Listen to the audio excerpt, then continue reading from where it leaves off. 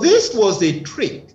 And we know for sure that this was headed by an international organ trafficking cartel. They funded the National Assembly, of some people estimate to the tune of 6.2 billion US dollars. They also bought all the Nigerian government, federal government hospitals at the cost of 3.2 billion US dollars. They even offered to buy all the Catholic hospitals for $2 billion, but the bishops refused that.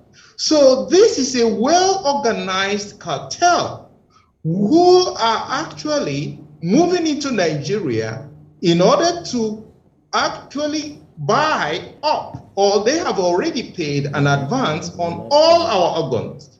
Anybody in the Federal Republic of Nigeria has no entitlement to their organs as it stands today with the law.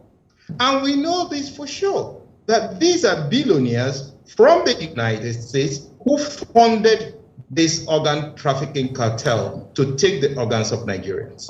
Now, my colleague AGK had asked whether I was there when this cartel made the negotiation. The answer is yes, I was physically present in a deliberation. We were called as leaders of the private health sector to the headquarters of General Electric, the biggest company in the world, the leading medical company in the world. I was representing the Catholic Medical Practitioners of Nigeria and the Association of General and Private Medical Practitioners of Nigeria as the committee chairman of the National Health Act.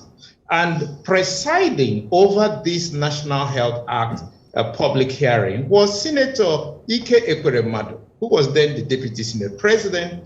And let me comment there. Who did you say was presiding? Well, Senator Ike Ekweremadu, he was the presiding senator for the bill public hearing. And the sponsor, the chief sponsor was Ifeanyi Okowa, governor, but then Senator Ifeanyi Okowa. And just sitting by his side was also Dr. Chris Ngige, so who was then a senator. So all of them were there. And I made this argument directly pointing out Section 48, that Section 48 makes an exemption that is impossible. You don't exempt, there is no situation in medicine where you can overrule or say the consent is waived. Consent is never waived. It could be transferred to the next of kin, but it's never waived in any situation. That is part of the Helsinki Declaration. So it's an international treaty. So we cannot make an exemption here in Nigeria. Then I also pointed out the loophole in Section 51. You cannot have the medical practitioner or the medical director of a hospital be the one to authorize that an organ is taken from someone to be given to another person. So it is wrong. You can't give what you don't have. That's a legal principle. Then I pointed out in Section 53 that it is also, when you say reasonable cost for reimbursement of reasonable payments, what does that mean? Is 10 million naira reasonable payment for kidney? Some people will tell you that too. So you actually legalized the sale of organs in Section 53. Now, my colleague AGK had asked whether I was there when this cartel made the negotiation. The answer is yes, I was physically present in a deliberation. We were called as leaders of the private health sector to the headquarters of General Electric, the biggest company in the world, the leading medical company in the world.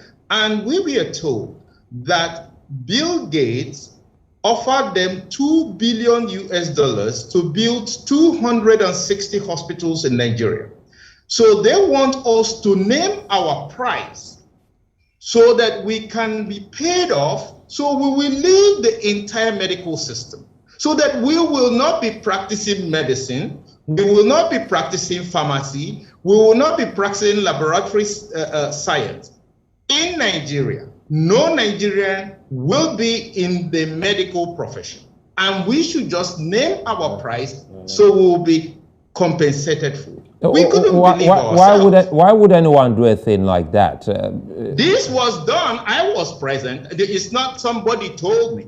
I was physically present before the executives of a General Electric with a number of other Nigerians in the health sector, in pharmacy, in laboratory sciences, and there were executives of GE from their headquarters in New York. This is the first time it's happening in the history of humanity. Nothing like this has ever happened. And I warned Ike Ekweremadu before the Senate, and Nigerians there will bear me witness, and many of them still remember. I told Ike Ekweremadu before the entire public hearing that he will be the first victim of this law he's standing for. Before everybody.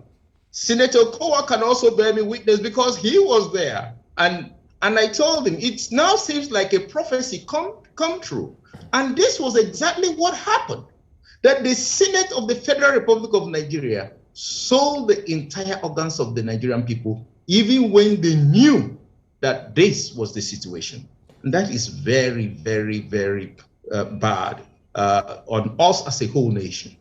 I believe you watched that very video. I believe you listened attentively.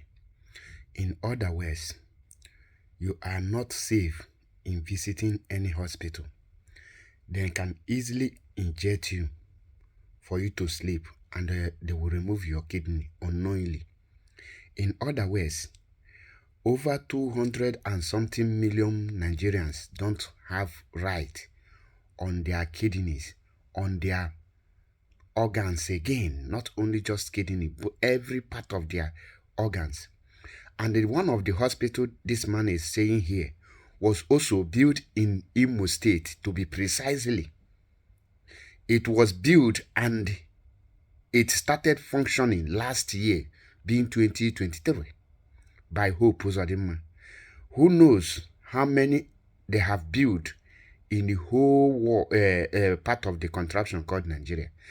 And the funny part of it is that everybody feel less concerned on everything that is coming out from that government. Nobody seems to be interested on the activities of the politicians and the so-called leaders in that contraption called Nigeria. Meanwhile, those that are not interested are the ones that are suffering it. Today, it might not affect you, but tomorrow it will, because the rate of people going down through kidney failures and kidney problems, most of them don't have kidney any longer, but the doctors will not tell you the truth.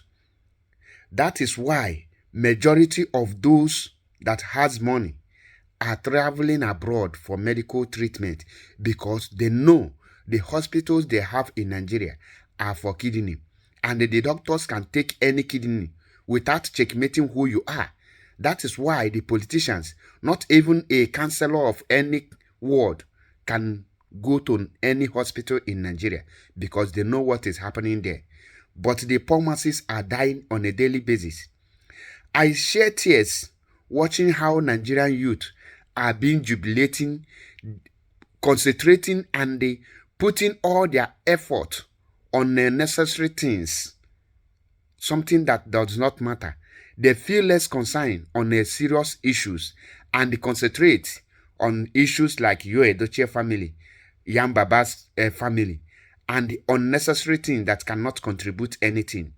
Why the North are bleeding, the East are bleeding, the West are bleeding, your natural resources are gone. I don't want to say much, but I leave you to continue until you meet your own Waterloo, until it happens to you. Then you will understand that everybody is gone. They have sold you. I remember my humble self, MAP Ezioku Bundo, one in Biafra land. I keep on saying the truth. regardless of who is involved. Thank you. God bless Mazi Nnamdi Kanu.